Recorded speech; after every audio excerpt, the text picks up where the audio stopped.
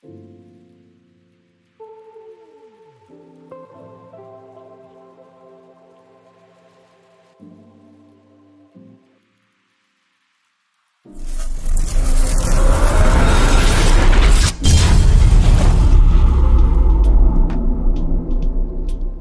আসসালামু আলাইকুম, কেমন আছো বন্ধুরা? আশা করি সবাই ভালো আছো। আলহামদুলিল্লাহ আমিও ভালো ছিলাম, কিন্তু এখন ভালো নেই।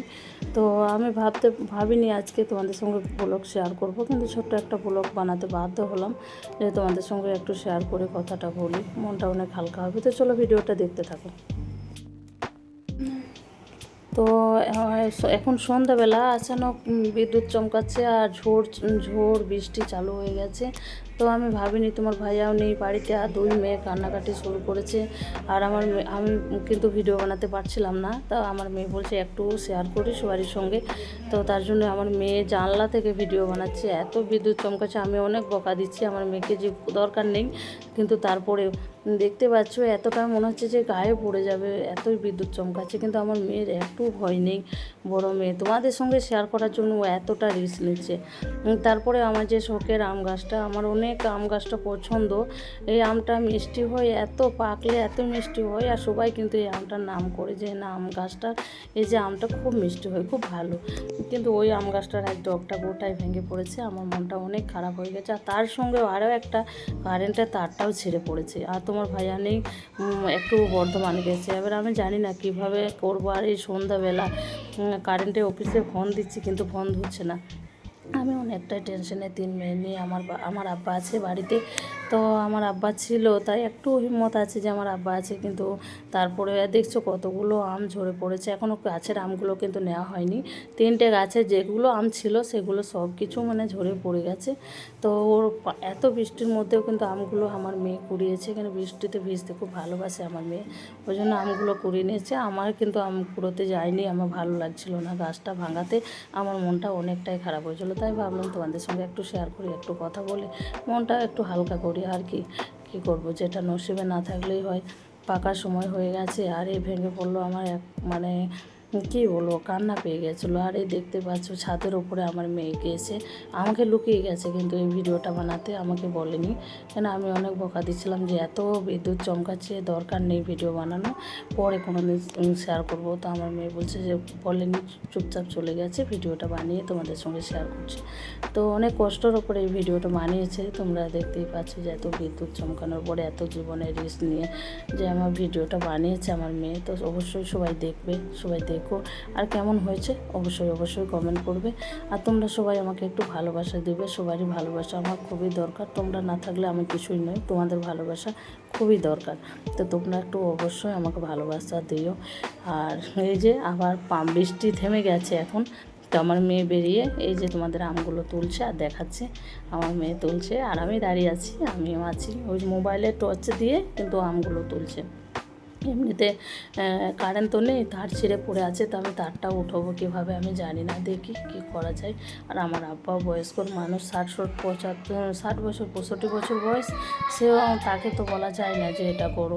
আমার আব্বার এমনিতেই বয়স্কর মানুষ, রাতের বেলায় চোখে একটু অল্পই দেখতে হয়, তো কষ্ট। তারপরে আব্বা বলছিল যে আমি যাই, আমি তুলি, তোদের করতে হবে না। কিন্তু আমার মেয়ে বললো না, আমি দেখছি তোমাকে, তুমি বসো।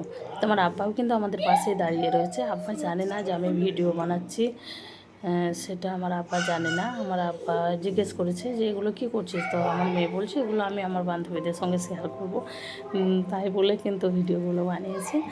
তো দেখো যতটা পারছি ততটা দেখাবার চেষ্টা করছি। আর আমি জানি না কতটা দেখাতে পারবো। আর রাতে এখনও রান্নাবান্না কিচ্ছু হয়নি, এত ঝড় বৃষ্টির মধ্যে রান্নাও করিনি। তো দেখা যাক কী কত হয়। আবার এই কারেন্ট থাকবে না, এদিকে মানে পানি ভরাও হয়নি অনেকটাই, মানে সব মিলিয়ে কী বলবো। আর সারাটা রাত কীভাবে যাবে জানি না। তো আমার মেয়ে দেখছো আমগুলো কত বড় বড় হয়েছে, কি ভালো ছিল আমগুলো, মানে খুব মিষ্টি হয়, আমার মেয়ের খুব পছন্দ। ওই যে আমি দাঁড়িয়ে আসছি দেখছো, ওই যে পাশের জায়গা আছে ওদের, ওই দিকটায় আম গাছটা পড়েছে, তো সেখানে আমি দাঁড়িয়ে। আর আমার মেয়ে দেখছো তো একটা করে তুলছে, আবার একটা করে ভিডিও বানাচ্ছে, তোমাদের সঙ্গে শেয়ার করছে, আর এদিকে হাত দিয়ে আমটা তুলছে, তাই ভিডিওটাই এদিক ওদিক হয়ে যাচ্ছে। তো অবশ্যই অবশ্যই সবাই দেখবে, কিন্তু দেখে ভিডিওটা বলবে যে কেমন হয়েছে। অনেক রিস্ক নিয়ে কিন্তু আমার মেয়ে এই ভিডিওটা বানিয়েছে, তাই সবাইকে অনুরোধ করব, সবারই কাছে আমার রিকোয়েস্ট যে আমার এই ভিডিওটা সবাই একটু দেখবে আর কেমন হয়েছে কমেন্ট করবে। তো চলো বাকিটা দেখাচ্ছি।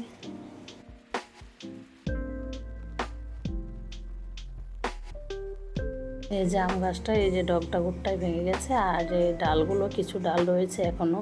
এই আম গাছটা আমার মেয়েরও খুব পছন্দের আম গাছ। গুজরাটে যখন থাকি তাহলে বারবার ওর নানাকে জিজ্ঞেস করে, আর নানা আম গাছগুলো ঠিক আছে এরকম জিজ্ঞেস করে। তো সেই আম গাছটা যখন ভেঙে পড়েছে আমার মেয়েরও মন খারাপ হয়ে গেছে। আমার তো হয়েছে, আমার মেয়েরও মন খারাপ। আর আমার আব্বা কিন্তু সবসময় দেখাশোনা করতো। আমার আব্বাও বলছে কি কিছু করার নেই, এতগুলো আম পড়েছে, এতগুলো আম মানে 3টে গাছে এতগুলো আম পড়ে গেছে। আর যে গাছটা ভেঙে গেছে এখনও আম তোলা হয়নি। দেখো একটা পাকা হয়ে গেছে, কত সুন্দর আমটা, আর এত মিষ্টি হয় এই আমটা। আমাকে কিন্তু এখানে আসার পরে আম কিনে খেতে হয় না, এই আমগুলোই আমাদের খাওয়া হয়, একটা দুটো করে পেরে। আমি বেশি আম খেতে ভালোবাসি না, অল্প 2-1টা খাই।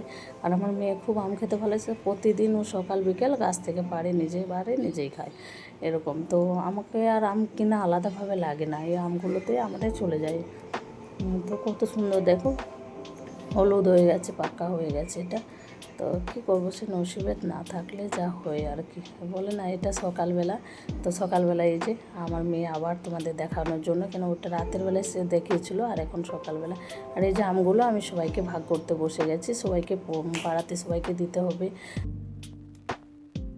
তো দেওয়ার জন্য সবাইকে চিকে বেঁধে বেঁধে রাখছি অল্প করে। আর আমার মেয়ে কিন্তু হাত দিতে দেখছে আমগুলো কত বড় বড় হয়েছে, অনেক আম। এত আম আমি কী করবো, আর আমি বাড়িতে যেহেতু আচার ফাচার কিছু বানাই না, তো এই যে চিকে ভরছি। সবাইকে কিন্তু দেওয়া হয়ে গেছে, কিছুটা দিয়ে দিয়েছি আমি। আমার মেয়ের ঘুম থেকে ওঠার আগে আমি অনেকটাই দিয়ে দিয়েছি সবাইকে। তারপর আমার মেয়ে বলছে যে ভিডিও শ্যুট করছি, তো আমাকে একটু ভিডিও শ্যুট করতে দাও। তা আমি বললাম ঠিক আছে, এই যে কিছু চিকে ভরছি সেগুলোই করে নে।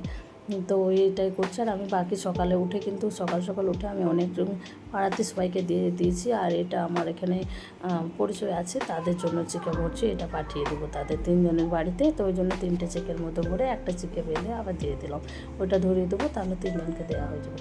আর বাকি রয়েছে এখনও অনেকজন আসা, তারপরে আমার ছোটো ভাই আসবে, আমার ছোটো ভাইকে দেবো। আমার আব্বাকে দিয়ে সকালে কিছু পাঠিয়ে দিয়েছি বাড়িতে মাকে আচার করার জন্য, কেন আমি আচার ফাচার বানাতে পারি না এত। আমার মাই প্রত্যেক বছর বানিয়ে দেয়। আর আমার বড় আপু আছে গ্রামে, তো বিয়ে হয়েছে আপুর, তাই মায়ের সঙ্গে আমার আপু বানিয়ে দেয়। তো এক এক মানে 5-7-8 কিলো আম আমার আব্বাকে দিয়ে বাড়ি পাঠিয়ে দিয়েছি আমার আব্বাকে দিয়ে। আর বাকিটা আমার ছোটো ভাই নিয়ে যাবে। আর বাকি যাদের দেবার আছে তাদের সকাল থেকে দেওয়া হয়ে গেছে, তো বাকিটা যেটা আছে সবাইকে দিয়ে দেবো। তো সবাই ভালো থাকবে, সুস্থ থাকবে, অনেক অনেক দোয়া করি। সবাই ভালো থাকো, আল্লাহ হাফেজ। আবার কোনো ভিডিওতে দেখা হবে তোমাদের সঙ্গে।